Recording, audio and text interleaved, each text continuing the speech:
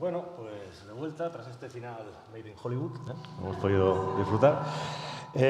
Bueno, una película de 1995, siempre hay que introducir un poquito el año de la película. En el mundo pasaron pues, también sucesos bastante desagradables en ese año 1995, como sucede en la película. Fue el atentado de Oklahoma City, por ejemplo, el atentado de Timothy McVeigh, que fue responsable de 168 muertes, el mayor atentado en la historia de Estados Unidos, hasta el 11S, por supuesto. Después, aquel año también se produjo la masacre de Srebrenica, en aquel contexto de la guerra de Bosnia tan terrible, del que se condenó a cadena perpetua al general Ratko Mladic y al líder serbo-bosnio Radovan Karadzic. Fue el asesinato de Shah Rabin, el primer ministro israelí. Pero la vida seguía y los Oscars también seguían. Y aquel año pues fue el año de Forrest Gump, ¿no? Un año de muy buenas películas, por cierto, porque fue el año de Pulp Fiction, sin ir más lejos. O fue el año de Balas sobre Broadway, o fue el año de Ed Wood. La vida también seguía, pues siempre me gusta también recordar, por ejemplo, que el Real Madrid ganó la Liga aquel año. El Real Madrid Valdano, después de mucho tiempo con el Barça de Johan Cruyff dominando. El retorno de Mike Tyson al ring, tras pasar por la cárcel. Y un año también de grandes pérdidas en el mundo del cine clásico, que es el que a mí me gusta. Fue el año que murió Ginger Rogers, sin ir más lejos. Fue el año que murió Ida Lupino. Fue el año que murió Jeremy Brett, para mí el mejor Sherlock Holmes que ha pasado por la pantalla. Fue el año que murió mi admirado Dean Martin, el día de Navidad. Y, en fin, junto a todo esto, también en el mundo de las letras, pues tenemos grandes pérdidas, como la de Patricia Highsmith, la grandísima escritora de suspense. Y aquí en España, nuestra Garcita Morales y nuestra Lola Flores, a las 2 semanas, por cierto, falleció su hijo. Y también falleció Michael Ende, que es el autor de La historia interminable, que es una historia, mejor dicho, una novela, que llevó al cine, como he comentado antes de empezar la proyección, nuestro amigo de hoy, nuestro director Wolfgang Petersen. Entonces, una vez introducido temporalmente esta producción, pues me gustaría comentar algún aspecto pues quizás curioso. Por ejemplo, vamos a situarlo, ya lo hemos situado en el tiempo, vamos a situarlo en el espacio. Se nos dice aquí, nada más que empieza la película, que estamos en la República del Zaire, 1967, en el Valle del Río Motagua. Yo creo que esto, lo que busca el director también es situarnos pues, en lo que sería, en vez del Motagua, el ébola, ¿no? Entonces, eso fue en 1976, creo recordar, cuando apareció el virus en el río Ébola. Pero este lugar dice en la República del Zaire. En el año 67 la República del Zaire como tal no existía, la denominación de República del Zaire. Estábamos en un territorio que había sido el famoso Congo belga y que durante esa década se va a denominar genéricamente República del Congo en un momento de una inestabilidad tremenda y será denominado República del Zaire a partir de la década siguiente, bajo la dictadura de Mobutu Sese Seko, del año 71 al 97, creo recordar. Actualmente la denominación de ese lugar es República Democrática del Congo, no confundir con la República del Congo, que es el país al norte. En cuanto a la otra ubicación, Cedars Creek, bueno, pues este es un lugar, hay varias denominaciones de Cedars Creek. Como tal, ese pueblo, yo he localizado un Cedars Creek, hay una cascada en California, en el bosque de Cleveland. Hay también un riachuelo en el condado de Mendocino, en California. Pero bueno, ese pueblo en concreto, yo creo que se rodó varias de las tomas en Ferndale, en Ferndale, que es un lugar que es el típico lugar de California pues, para escapaditas de fines de semana, un lugar que parece que el tiempo ¿no? Se ha detenido y que en ese pueblo pues, es donde estalla el terrible brote, ¿no? Y estalla además ese brote en un cine. Esto es curioso, está en el cine. Y a mí, pues cuando vi lo del cine, pues ahí empecé a indagar un poco. Y resulta que digo, ¿y qué están viendo esta gente en el cine? ¿No están viendo el brote? Y claro, se ven apenas, no sé si se han fijado ustedes, unos poquitos segundos, y se ven dibujos animados. Se ven dos patas de un gato. Y es un gato que todos ustedes conocen perfectamente, porque estaban viendo estos desdichados un episodio de Tom y Jerry. Un episodio de Tom y Jerry del año 1949, que en España se tituló El sarampión de Tom. El sarampión de Tom. En inglés es Polka Dot Pass. Y resulta que Wolfgang Petersen no da puntada sin hilo, porque en ese capítulo de Tom y Jerry, que yo lo he visto, Resulta que, efectivamente, ambos se contagian de sarampión y esa casa se tiene que poner en cuarentena. Fíjense qué fino hilaba aquí el amigo Petersen para mostrarnos lo que están viendo en el cine estos pobres, ¿no? En fin, bueno, creo que son unas curiosidades que les podían hacer gracia. Por cierto, que también hemos visto al inicio, en ese poblado, que ardían varias chozas, varias cabañas, que por lo visto, y seguramente ustedes me podrán informar mejor, en ciertos lugares, pues para detener la expansión de las epidemias y demás, pues por lo visto se dejan vituallas, víveres en las chozas, en las casas, y cuando se aprecia que los habitantes pues llevan varios días sin retirarlas, pues se prende fuego a la choza, a la cabaña. Esa puede ser la explicación de lo que aparecía al principio en la película, ¿no? Esta película también se basa en una novela también de Hudson, Zona Caliente, de Richard Preston, que tuvo muchísimo éxito en Estados Unidos.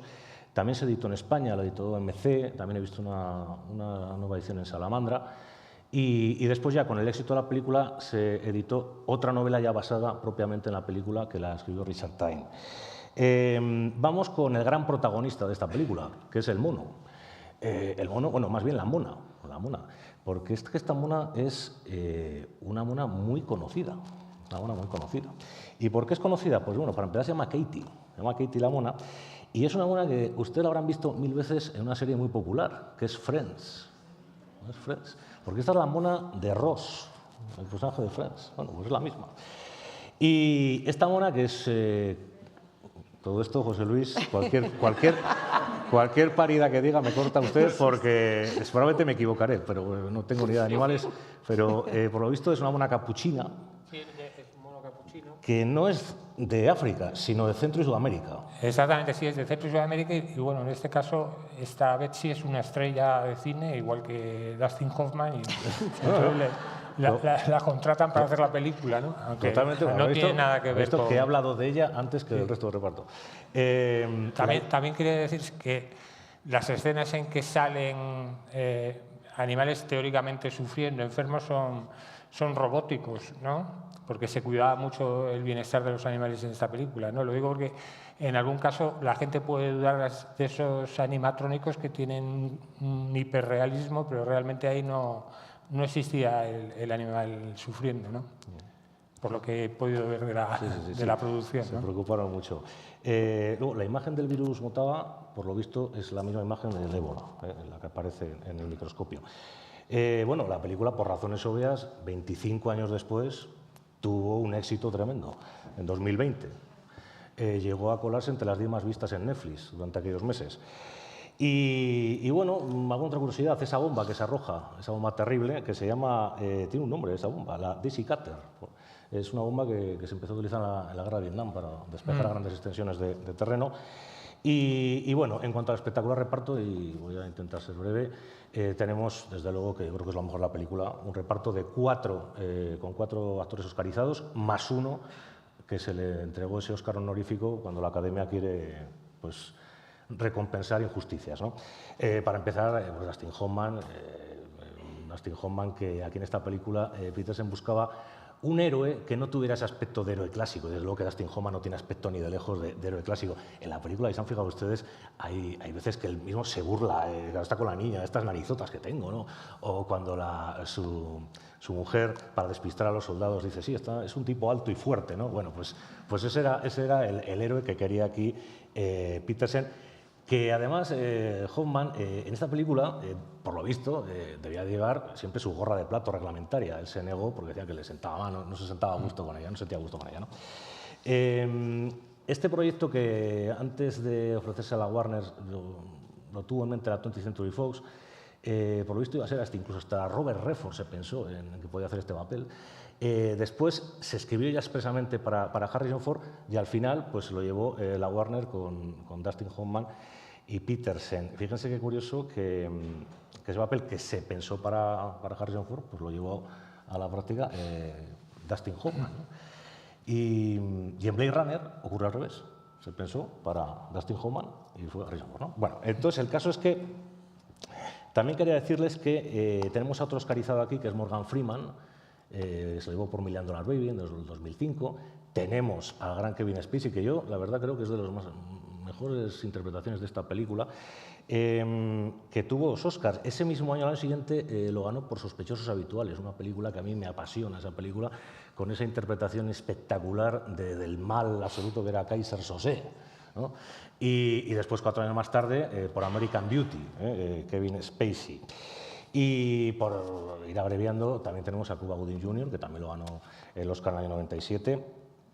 Pero, para mí, el mejor actor de todos estos es Donald Sutherland. Donald Sutherland, en fin, yo le tengo devoción.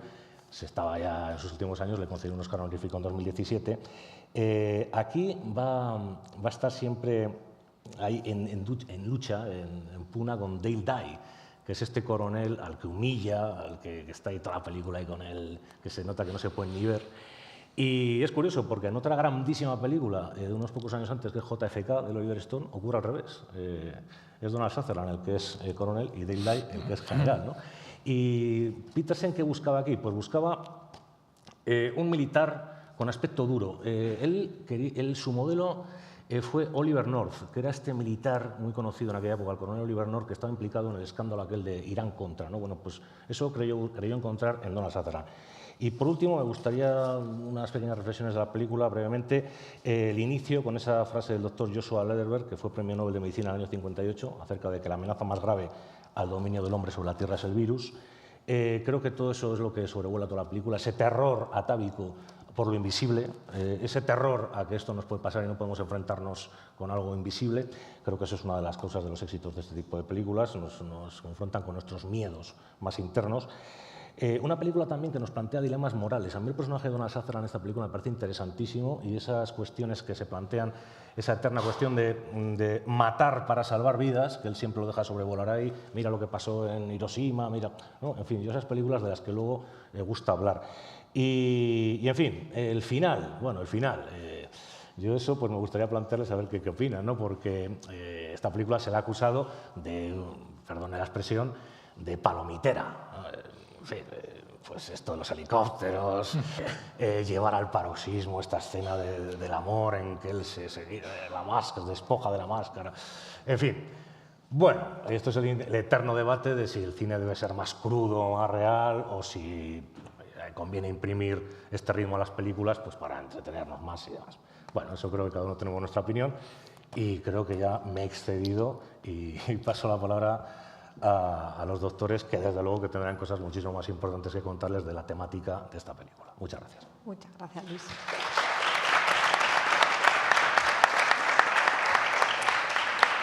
Muchas gracias, Luis. Después le podéis preguntar cualquier cosa a Luis, que os la va a responder seguro, seguro. Te has olvidado a Patrick Dempsey, que es el guaperas de Anatomía de Grey, ¿no? Vamos a ver. Y olvido por olvido, por favor, que es que no he dicho nada de nada. La pobre no tenía Oscar. Sí. Reina Russo, que también está con Petersen en una película que me encanta, que es En la línea de fuego, ¿no? Pero como siga hablando... Pues nada, al final es un cine de catástrofe que es verdad que para el año que fue, el 90 y pico, causó mucho impacto. De hecho, antes de empezar este coloquio, lo estábamos hablando con Germán y con Ignacio. Yo tengo una amiga que decidió hacer medicina pues viendo esta película. Pero ahora os pregunto a cada uno de vosotros, ¿esta película cómo creéis que ha envejecido? Es decir, a mí me gusta mucho ver los gazapos de las pelis. Vosotros, y lo que está hecho bien, o sea, ¿qué es verosímil de esta peli y qué es lo que es un gazapo claramente? A cada uno de vosotros. No sé quién empieza. Bueno, el primero es el de la mona, por empezar y hablar. Y luego, bueno, yo creo que en el tema de animales, por ejemplo, estos que siguen existiendo, estos centros de investigación, sobre todo en virología para primates,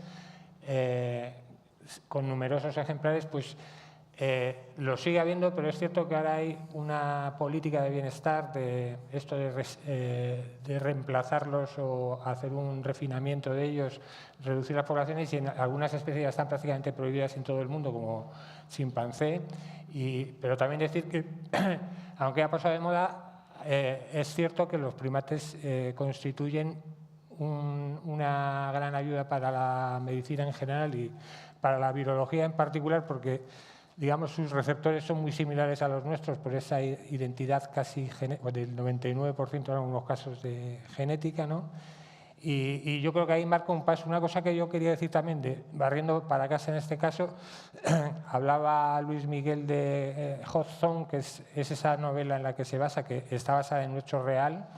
Y aquí realmente lo que se toma de esa novela, el papel de Dustin Hoffman y de René Russo, encarnan realmente a dos veterinarios, ¿no? Que son los que tienen un problema en Virginia, en Reston, que es una población que está a 30 kilómetros de Washington, y ahí se importan monos de cola larga de estos de Filipinas, gran cantidad, y lo curioso es que surge un nuevo ébola, ¿no? Y este sí se transmite por el aire. Se identifica y es un filovirus, bueno, vosotros lo conocéis mejor, el ébola Reston, ¿no? Con la particularidad que pasa lo mismo que pasa en la película, que ese sí se transmite por el aire, ¿no? Se observa que en distintos departamentos que había monos filipinos, de repente empezaban a contagiarse algunos que no habían estado en contacto y se vio que había esa transmisión aérea, ¿no? Pero curiosamente mataba a todos los monos, por lo menos los que eran muy graves, pero no era, digamos, virulento contra los humanos, ¿no? Luego hubo una gran alarma por la proximidad a Washington y también esta veterinaria también tuvo anteriormente en un brote de ébola, bueno, que lo habrán tenido otros médicos, ese accidente de pincharse con la aguja, que además lo tuvo en el Congo en el primer brote de ébola, que era, digamos, de lo más amenazante. Y bueno, que por decir este tema en el momento, igual que aquí se plantea la solución final, esa limpieza total, en el caso de Virginia, de Reston, a Nancy Haas, que es la veterinaria, la encargan de eutanasiar a todos los animales, que eran 400 y pico, ¿no? Entonces, esto se hizo además con una perfecta sincronización para que todo el pueblo no se enterara de nada. Y entonces era curioso cómo ante esa posible amenaza estaban trabajando, intentando ocultar la información para no alarmar a la población, ¿no? Y bueno, por hablar un poco de este tema que yo creo que es interesante, que es una de las bases del argumento, ¿no? Ignacio, desde el punto de vista microbiológico, ahí son superhombres, ¿eh? O sea, hacen de todo, pilotan aviones, miran microscopios, nosotros sí, también. también. Yo no me puedo resistir, aunque no tenga que ver con la micro, a añadir un guiño más a esta película. Se ha hablado del año 1967, es cierto que el ébola se describió en 1976, pero esto también es un guiño. La primera infección por filovirus fue la de Marburg y fue en 1967. Entonces yo creo que ha jugado con las fechas nunca dice que sea ébola, es más, insiste, esto no es ébola, no es Lassa, no es no sé qué, y podría haber empezado cuando fuera, ¿no? Entonces, bueno, 1967 queda bien en esta peli. En cuanto a microbiología, yo creo que hay un gazapillo y un gazapón. El gazapillo, pues bueno, diferenciar una mutación de un virus por microscopía electrónica hay que tener buena vista, ¿eh? Muy buena vista. Y luego, desde luego, el gazapón, donde es ciencia ficción pura y dura, es en el tratamiento. Es decir, que da igual que tú encuentres el hospedador. Digamos, en este caso sería mejor el reservorio, asumiendo que como no enferma, tiene anticuerpos y tiene de todo. Pero ese pobre mono capuchino no puede dar 200 litros de suero de ninguna de las maneras. Y sintetizar los anticuerpos en función de lo que se ve en la bolsa, de lo que tenía el ejército de la otra epidemia, es también ciencia ficción. Y Germán, tú que tienes mucha experiencia con todas las unidades de aislamiento, además de con la clínica, desde el punto de vista, ¿has visto algo así que sea como más llamativo? Yo voy a empezar introduciendo algo más que pasó en el año 1995, me parece relevante, y es que yo estaba estudiando medicina en segundo. Entonces, esta película en su momento, claro, era motivadora, ¿no? Mucho más allá, o sea, todos queríamos ser, yo personalmente quería ser René Russo. Entonces, tiene cosas buenas, pero es verdad que hay una serie de gazapos y gazapones pues muy, muy importantes. O sea, si se empieza tampoco se va a desmenuzar, ¿no? Pero hay una que a mí me llama mucho la atención, que a veces también genera mucha confusión, ¿no? En la película se ven pues como 5 o 6 equipos de protección individual, ¿no? Cada uno lleva el que quiere y todos están atendiendo lo mismo y eso directamente todo el mundo. ¡Qué fallo!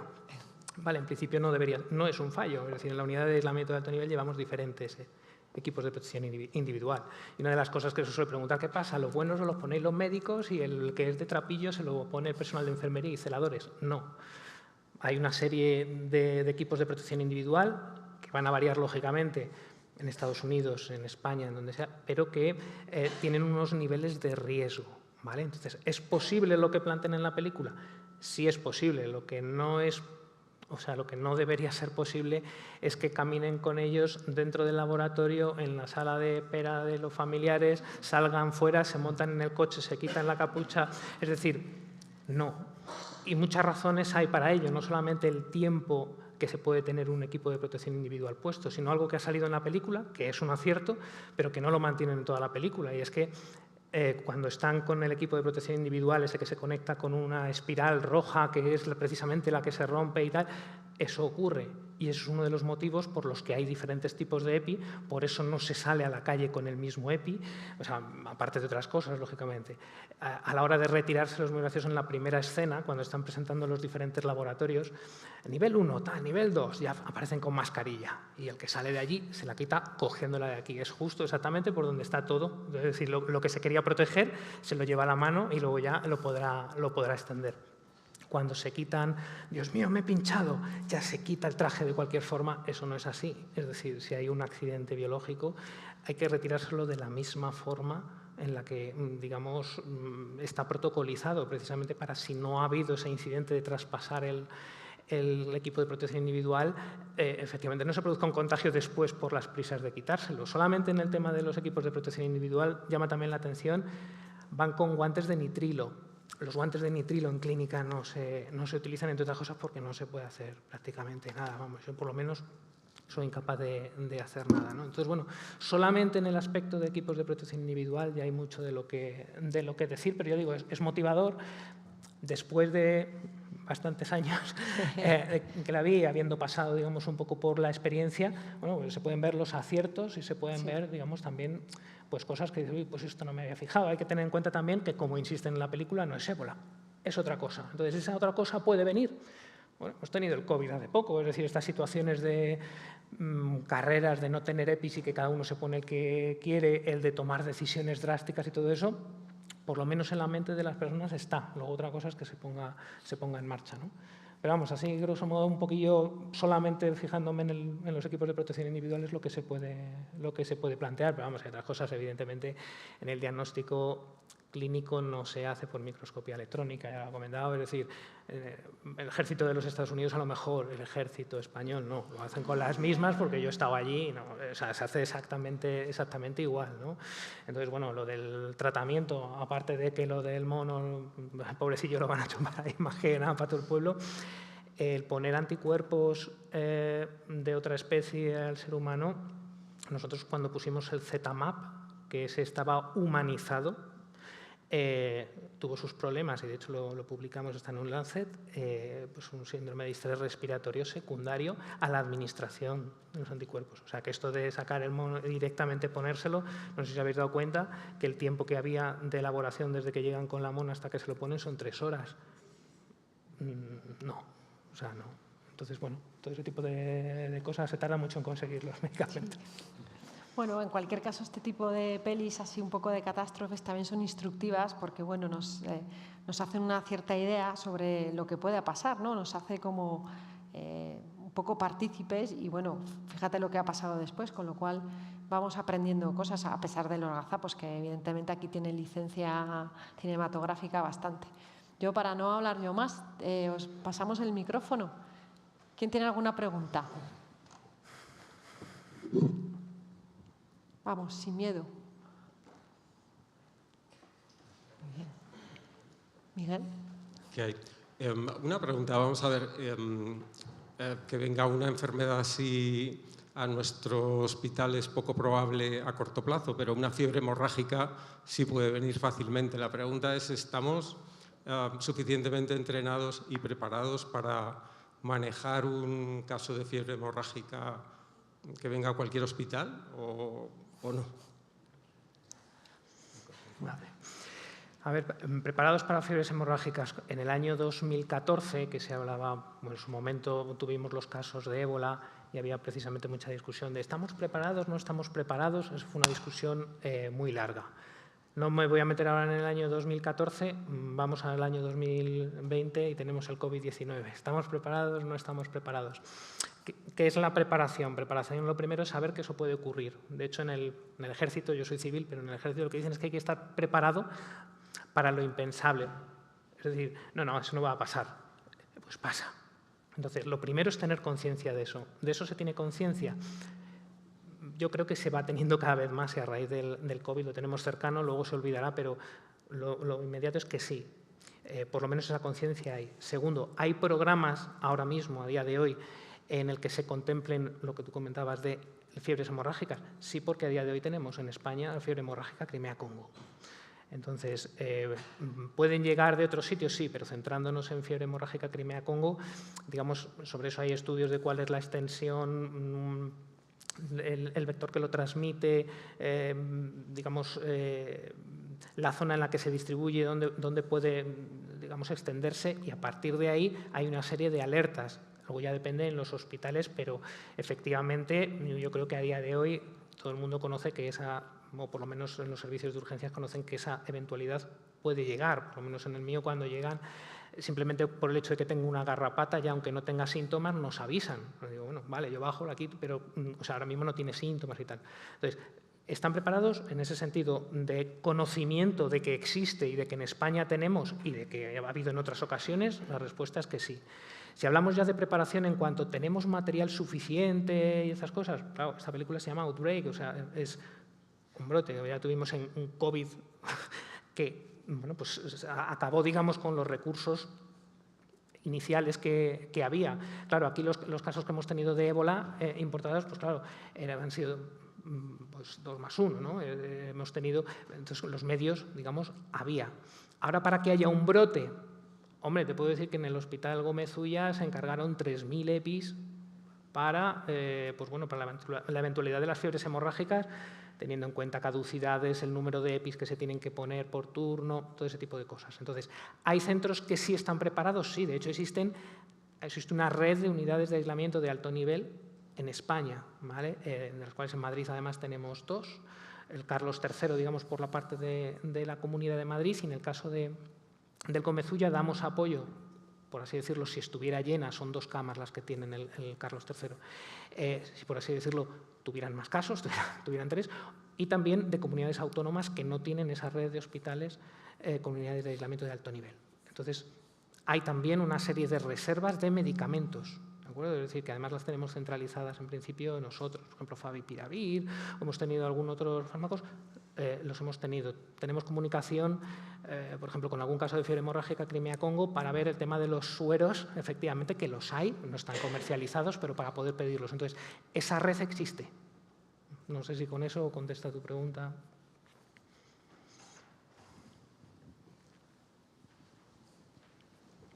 Buenas tardes y enhorabuena por la iniciativa y por los comentarios. Me gustaría preguntarle a José Luis. Cuando hubo los casos de ébola que estamos comentando en Madrid, bueno, se infectó un auxiliar de un hospital que tenía un perro en su casa. No sé si recuerdas sí, recuerdo lo que se hizo y tal. Bueno, ahí hubo mucha controversia porque lo que se hizo fue, se entró al piso y se sacrificó al perro, que a mí me pareció lo más razonable, pero había mucha controversia. Y te quiero preguntar qué te parece esa manera o crees que se podría haber hecho de otra manera. O no sé, a lo mejor no tienes todos los datos. ¿Sí? Bueno, a mí, digamos, como veterinario, siempre que se pueda elegir otra opción que la eutanasia es buena, pero no es esa también decisión fatal en el momento, pero también decir eso, los veterinarios han trabajado también con niveles de alta seguridad, ¿no? Incluso 4 o 3 avanzado, igual que estaba esta enfermera, podría estar el perro también en aislamiento, y hubiera servido a lo mejor más desde el punto de vista científico haber sabido exactamente si ha habido efectos patológicos en el perro, ¿no? Porque también hablamos de zoonosis, que serían estos casos que provienen de primates con otro huéspedes intermedios, ¿no? Normalmente animales de granja o tal, pero a veces es a la inversa, ¿no? Hablaba Luis Miguel de Tony Jerry y el sarampión, y por ejemplo el sarampión es mortal para chimpancés y gorilas, ¿no? De hecho, todos los que trabajan con ellos tienen que estar vacunados, no solo de esto, de tuberculosis, un simple catarro puede matar a este tipo de animales, ¿no? Entonces, como van en las dos direcciones, y si vamos hacia el bienestar animal y al respeto a la biodiversidad y a las especies que comparten con nosotros el planeta, yo creo que Excalibur a lo mejor se hubiera merecido que se lo hubiera tratado con la misma dignidad que se le trató a los humanos, ¿no? Y aparte que tampoco consistía o podría constituir una gran amenaza para Madrid, en este caso, el haberlo tenido en unas condiciones de bioseguridad que por lo menos hubieran servido para algo, ¿no?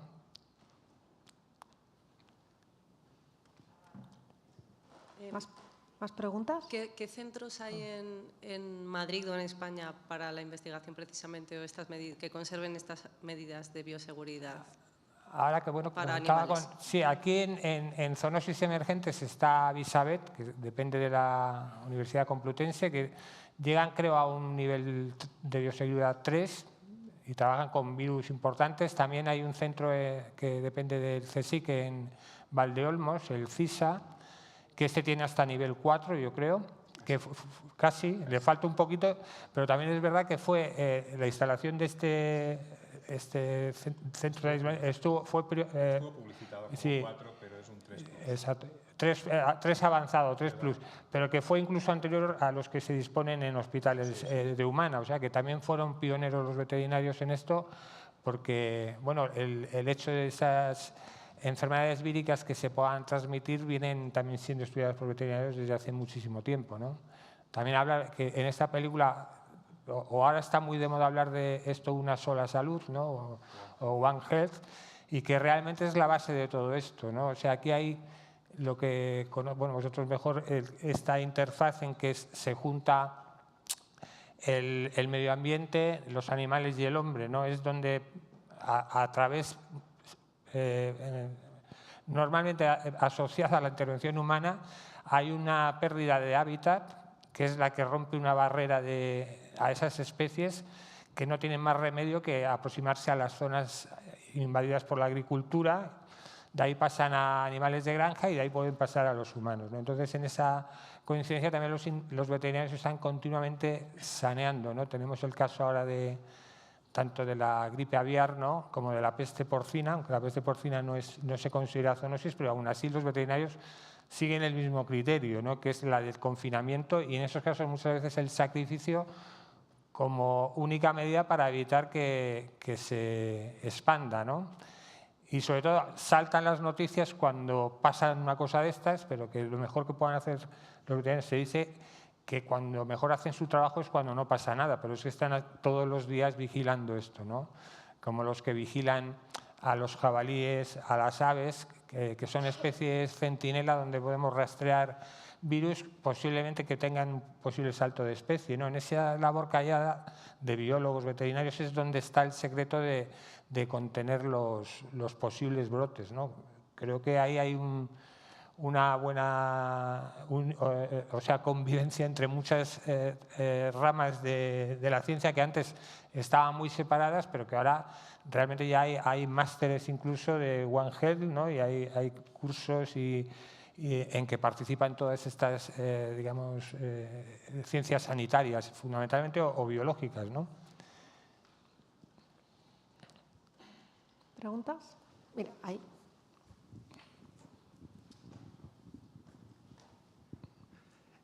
Y yo, por aportar algo, yo estuve en el ébola en Sierra Leona con Médicos del Mundo, y entonces quería decir algunas cosas de la película como que sí que son así positivas, ¿no?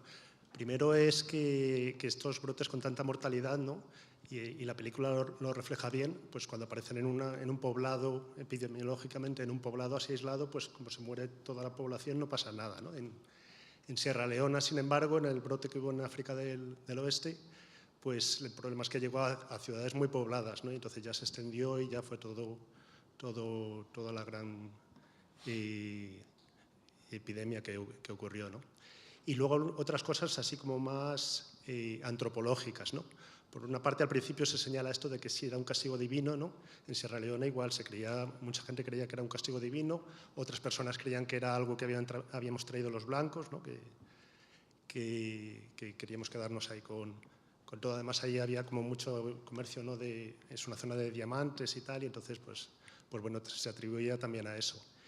Y la otra cosa es que hay un momento que se refleja muy bien, una señora, ¿no? Que está enferma y pone la funda del almohadón y vienen a buscarla y ves ahí ¿no? Con el traje del EPI que se meten.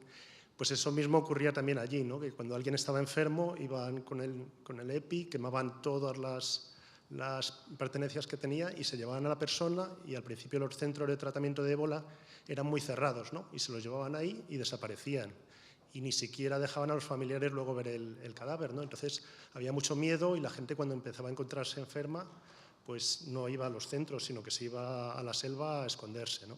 Luego, ya más adelante, como se vio esto, pues se hizo mucha pedagogía, ¿no? Antropológica. Los centros se hicieron abiertos y entonces se podía ver desde fuera todo lo que se estaba haciendo dentro, para que la gente no desconfiara del trabajo que había ahí. Entonces hay ciertas cosas que sí que están ahí bien recogidas. ¿Alguna otra pregunta? Yo te quería preguntar, y bueno, a Ignacio me refiero, ¿existe realmente un virus tan letal y con un periodo de incubación tan corto? Hasta donde yo sé, no. El virus así que afecta a la especie humana, con el periodo de incubación más corto que hay, probablemente sea el herpes simple, que el periodo de incubación es inferior a 24 horas, es decir, que posible es, pero que tenga una letalidad del 100%, que tenga un periodo de incubación tan corto, que se transmita por aerosoles, porque ahí hablaban de aire, pero las imágenes que se veían en el cine era una transmisión por aerosoles, con una tasa de ataque como la del sarampión, en el que la R0 superior a 13, pues bueno, esto es supervirus. En principio no existe. Menos mal.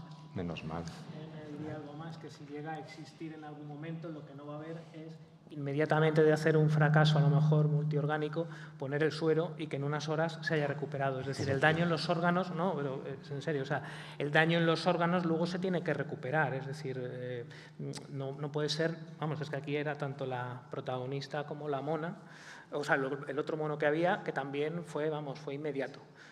Aprovecho también, dado que he sacado muchos gazapos de la película, para sacarme a mí mismo un gazapo. No son 16, eso es una barbaridad. En cuanto a los centros, son 6+1, ¿vale? Porque no están en todas las comunidades autónomas. Eso es precisamente el problema, ¿vale? Yo quería añadir una cosa que no se ha tocado y que yo creo que es muy evidente en toda la película, y es la intención de los grandes estados por prepararse para la guerra biológica. Porque al final, dentro de las distintas moralidades de los mandos del ejército, lo que subyace es que los estados han estado durante décadas modificando según la tecnología que se disponía en cada momento, o bien seleccionando unas cosas u otras, preparándose para conseguir ese superpatógeno que, o bien matar al 100% siempre es difícil, pero inactivar al 100% con un buen febrón o una buena diarrea, pues es algo que a lo mejor puede ser deseable. Y yo creo que aquí queda muy, muy patente que, aparte de esa ética utilitarista, en la cual vamos a sacrificar a unos cuantos miles de americanos para salvar a unos cuantos millones, que es un utilitarismo puro y que es difícil a veces de digerir, pero en fin, hay escuelas que van detrás de ello, pues lo que todo el mundo tiene clarísimo es que hay que prepararse para tener el bicho más malo que el enemigo. Y bueno, ahí yo creo que ha sido lo de la viruela, pues las dos superpotencias antiguas de Estados Unidos y la Unión Soviética investigaron para buscar las cepas mejores y más letales, y el virus de la viruela tiene una tasa de ataque muy respetable y una letalidad en las cepas naturales graves superior al 30%, es decir, que si además la refinamos un poco no está mal. No sé si recordáis cuando hubo los ataques a las embajadas con polvillos que podían ser Bacillus anthracis, cuando la mayor parte no era Bacillus anthracis, sino eran distintos polvos de talco y cosas así, pero en algún caso sí había Bacillus anthracis y rápidamente el gobierno americano sabía que había salido de un laboratorio porque era resistente a quinolonas y eso no es la cepa natural, era una cepa que el laboratorio ya había seleccionado porque la hace mucho más difícil de controlar sin una medicación oral que tú puedas dispensar a mansalva post-exposición, ¿no? Es decir, que yo creo que es una cosa que merece la pena pensar. Sí, yo creo que toca muchas cosas, no solo la parte científica, sino el manejo de la información, el pánico, la cuarentena, la militarización de la situación. O sea, que en ese sentido aprendemos, ¿no? Parece una burrada, pero algunas cosas nos parecen inverosímiles, pero podrían pasar, ¿no? ¿Alguna otra pregunta? El uso de armas biológicas, de hecho, está contemplado y es incluso digamos, más peligroso que esto que se sabe que hay un brote. El problema de cuando se utilizan armas biológicas en general es, bueno, se puede intentar una letalidad del 100%, pero realmente lo que se intenta es generar pánico. Entonces lo que se hace también para colapsar los sistemas de salud, un poco como ocurrió con el COVID. Entonces hay veces que lo que se hace es la idea es atacar en diferentes sitios a la vez, entonces esa información no se tiene. Con eso se llega a colapsar todo el sistema sanitario y puede producir más bajas que el propio agente patógeno.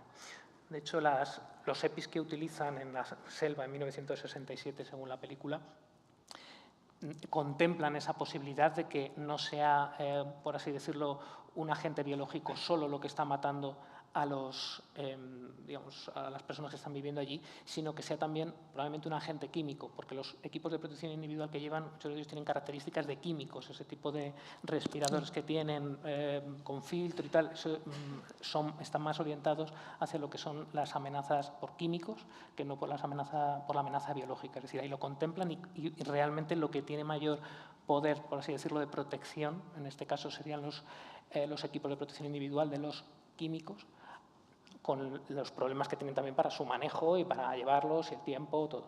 Pero efectivamente eso se maneja. Aprovechad. ¿Tenéis preguntas? Bueno, yo tengo una pregunta. Que si estamos, por ejemplo, ante esta situación, tenemos que utilizar algún tipo de sustancia o compuesto derivado de un mono que desconocemos, que existe un protocolo de estudios microbiológicos que se debería hacer en esa muestra antes de introducírsela a una persona. Interesante cuestión. No, simplemente si existe, que no sé. Digo yo que algo existirá. En su momento, vamos, no sé si vosotros queréis comentar algo. No sé si vosotros queréis comentar algo que... Yo, únicamente, pero vamos, seguro que lo contestas mejor, pero que en el tema con estos primates que llegan, normalmente los animales salvajes ahora mismo se descartan porque ensucian, digamos, los resultados, ¿no? Porque vienen posiblemente con otros gérmenes, entonces siempre se trata de que estén libres de gérmenes los primates para poder trabajar y valorar, digamos, eficientemente el trabajo, ¿no? De gérmenes conocidos, claro. Aquí, pero que ya con un salvaje yo creo que sería muy improbable, ¿no? El directamente ponerse a trabajar, es que pueden tener estos gérmenes asintomáticos que luego puedan, digamos, enmascarar los resultados de cualquier tipo de investigación, ¿no? Creo que tenemos un poco la experiencia también del COVID, que ante algo desconocido, fatal, que produce mucho pánico, todos poníamos algo, hidroxicloroquina, ivermectina, si hay un suero de no sé qué. Eso que al principio decíamos tiene toda la razón, toda la plausibilidad biológica, pero a lo mejor no tiene luego efectivamente la eficacia que es. Entonces, respecto al suero de animales, lo que dices tú, primero yo me plantearía mucho si ponerlo, y de hecho cuando tuvimos la oportunidad dijimos que no, por ser de animales, no estar testado, no tener...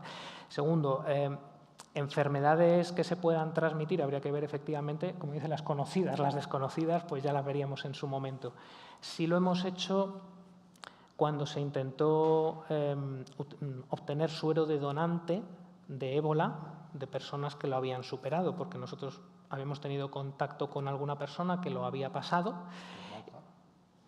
y que, exactamente, y que se ofreció a donarlo. Entonces, Claro, ahí no solamente había que ver todas las enfermedades que podía transmitir, sino que había que verificar que efectivamente la enfermedad ya estaba controlada. Luego ya hemos visto que pues hay PCR a lo mejor en vítreo o hay PCR positiva en semen, en meningitis. Es decir, eso, vale, es PCR, pero ¿replica o no replica? Entonces ya tenemos ahí un problema y no solo eso, sino los anticuerpos que ha generado son bloqueantes, tienen algún otro problema, o sea que son muchas las cuestiones que se plantean o que se plantearon en el caso de humanos, no digo ya si se obtiene de primates no humanos, con todos los problemas que puede haber. Entonces, al principio es verdad que cuando se encuentra en la enfermedad lo que quiere es encontrar lo que sea, pero hay que saber poner freno a eso. Entonces, creo que eso hay que ir con pies de plomo, lógicamente informar muy bien al paciente cuando si se plantea esa opción,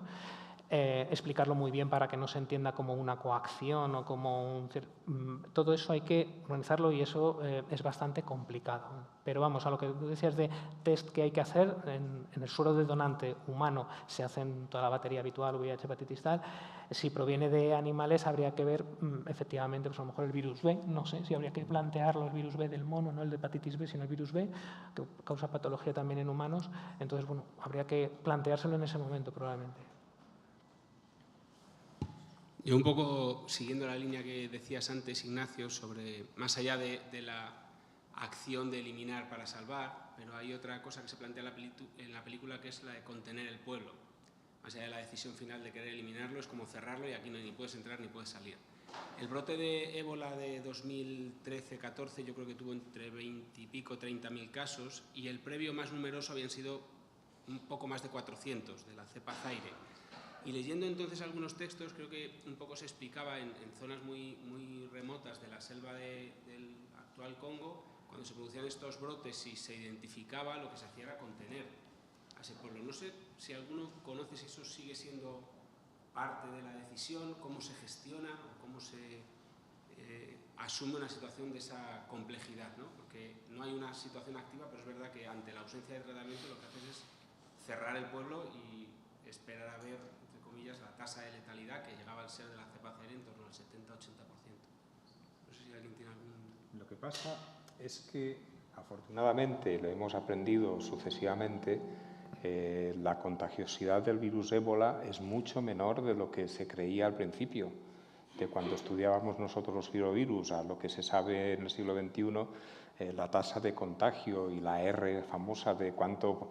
de la capacidad que tiene de transmisión este virus, pues está por debajo del virus de la gripe. Es un aficionado, yo creo que la tasa R sub 0, no sé si es 1,2 o 1,3. Eso quiere decir que un enfermo de ébola se hace una media. Está claro que puede haber un supercontagiador y muchos que no contagian, pero la media, la R sub 0, yo creo que está en 1,2 o 1,3. Un paciente enfermo contagia a 1,2 sanos. Por lo tanto, en una enfermedad como la del ébola, que no tiene, que se sepa, portadores sanos o que puedan contagiar de una manera silente, que tiene un periodo de incubación razonablemente largo, yo creo que la media está entre 7 y 9 días, aunque los hay, el abanico es largo, pues son esos tipos de virus que son ideales para que los mecanismos normales de salud pública de contención, si es un poblado pequeño, o aquí, aquí en Madrid, pues da tiempo a que salud pública detecte contagios, detecte contactos y que en el periodo de incubación sean aislados y poder contener, teniendo clarísimo que no se te va a escapar un portador asintomático contagiador. Es decir, que lo tiene todo. Es algo parecido a lo que pasó con el SARS, el primero, el 1, el del 2002, que tenía un periodo de incubación bastante más largo que el SARS-2 y, sobre todo, no se detectó portadores asintomáticos contagiadores. Eso permitió controlar la pandemia solamente con mecanismos de salud pública, detectando contactos y aislando los contactos. El problema está cuando tienes un virus como el SARS-2, que la mayor parte de los contagios lo hace gente sana. Eso es incontrolable. Si además la tasa de ataque, la del SARS-2, es bastante superior a la de la gripe, no recuerdo ahora el número, la del sarampión es 13 o 14, pero la del SARS-2 es bastante es superior, yo creo que estaba entre 2 y 3, y sobre todo que tienes portadores sanos, contagiadores, algunos muy contagiadores. Si a eso le añades que además se contagia por aerosoles, eso es poner puertas al campo. Es decir, no hay manera de contener eso. En una ciudad poblada. Si nos vamos a la República Democrática del Congo, un poblado en el que hubiera una población cerrada, un virus como este, a lo mejor se podría contener y esperar a ver qué pasa hasta que dejara de haber síntomas. Pero depende mucho del virus y de la manera que tiene de distribuirse en que unos mecanismos funcionen mejor o funcionen peor. ¿Tenéis alguna pregunta más? Yo creo que voy a hacer una pregunta muy polémica, pero la voy a hacer. Si quieres hago yo otra, antes de la tuya polémica. ¿Cómo te lo paso? Creo que va para Ignacio, pero el que quiera responder, fantástico.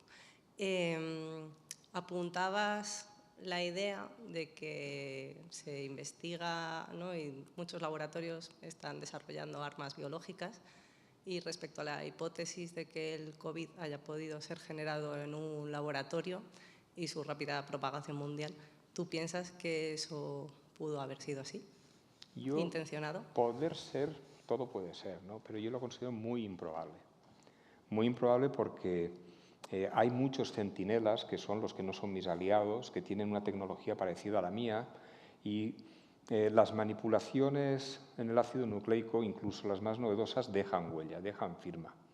Entonces, si hubiera sido manejado o manipulado de una forma externa, alguien que está en el secreto diría esto es así o esto es así. Es decir, que salvo Luc Montagnier, que ya se le había ido la olla en aquella época y que detectó una serie de secuencias que eran clarísimas, toda la comunidad científica de todos los países, gente muy respetable, no ha visto huella de manipulación genética en ese virus. Yo con esos datos, está claro que si todo el mundo se pone de acuerdo en ocultar una verdad, pues los ciudadanos de a pie que estamos aquí, puede ser que haya alguno que no lo sea, pero en principio los ciudadanos de a pie que estamos aquí no nos enteraríamos. Pero yo creo que es muy improbable, esto es lo mismo que el bulo de que Estados Unidos no bajó a la Luna. Es decir, es imposible que la Unión Soviética no viera tal y dijera esto es un canelo y están todos en Kansas. ¿Alguna más? Puede ser polémica, no pasa nada. Yo creo que vamos a ir acabando, ¿no? Una última. Siempre se habla de lo que nos transmiten a nosotros los animales, ¿no? Sobre todo los primates, ¿no? Que están como en el centro, la amenaza que supone en la transmisión de los virus hacia el humano, los murciélagos, el pobre pangolín. Pero ¿y nosotros hacia los animales? Ya lo ha dicho. Sí, serían lo que llaman antropozoonosis, ¿no? Sobre todo por esa cercanía genética, los primates quizás sean los que más sufren, ¿no? Y sobre todo estos grandes simios que viven en poblaciones aisladas, que están defendidos por esa barrera forestal, según nos hemos ido acercando más, pues ha habido casos bastante, digamos, fatales, porque simplemente por utilizar estos animales para el divertimento un poco de los turistas, al final han muerto todos, simplemente digo por la transmisión de un catarro, ¿no? Entonces, en primates, sobre todo, sí hay muchos casos de este tipo de transmisión de humano al hombre, ¿no?